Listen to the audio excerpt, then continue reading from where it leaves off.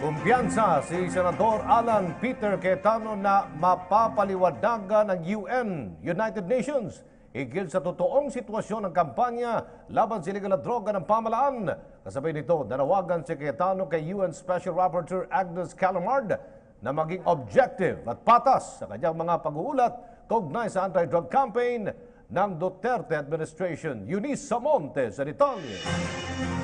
To give the real story, to give the real numbers, to fight alternative facts, to fight fake news. Naniniwala si Senator Alan Peter Cayetano na handang-handa na ang Pilipinas na ipakita sa buong mundo ang tunay na mga numero sa likod ng mga paratang kay Pangulong Rodrigo Duterte bilang #1 human rights violator. Ayon sa senador, dapat umano-ani ang maging balanse ang UN sa pagtimbang, lalo pat aniya malaki na ang naitulong ng war on drugs ng Pangulo na ramdam ngayon ng ating mga kababayan. We're actually here to showcase kung paano natin naayos yung human rights situation sa Pilipinas. At hindi natin kinahihiya na yung problema natin sa droga at crimes, no, affected the human rights of many Filipinos. Almost all Filipino families were affected. If not a family member na nalulun sa droga, na biktima ng krimen dahil meron sa droga, no.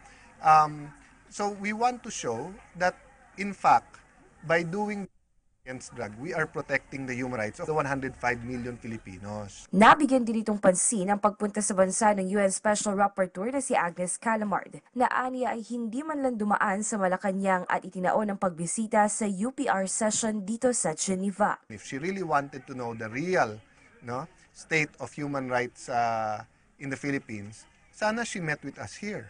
Diba? Sana she will attend tomorrow. Instead, sneakily, why do I say sneakily, no? Why did she sneak into the Philippines? Nagbigay siyang notice April 28. Busy tayo lahat sa ASEAN, lalo DFA.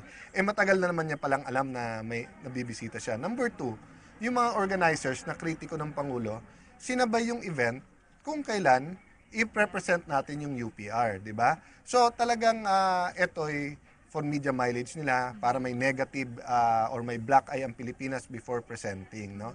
Ang review of human rights ng Pilipinas ay nangyayari kada 3 hanggang 4 na taon kung saan ipinipresenta ang human rights records ng bansa sa United Nations Human Rights Council. Matatandaan taong 2012 ang huling presentation ng Pilipinas sa UN Human Rights Council, kaya naman ngayong taon kasama sa ipipresenta ay ang huling 5 taon ng Aquino administration at ang unang 10 buwan ng Duterte's administration. Samantala, ipinaaabot rin ng senador ang taus-pusong pasasalamat nito sa mga Pilipinong gumastos pa at dumayo pa sa Geneva upang ipakita ang suporta kay Pangulong Rodrigo Duterte. Umasa po kayo, anuman kritisismo, papakinggan namin.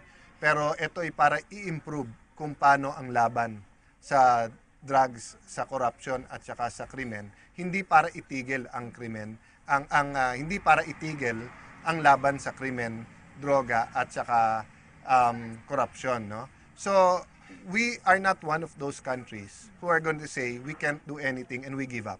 Para sa PTV News, Eunice Samonte, Geneva, Switzerland.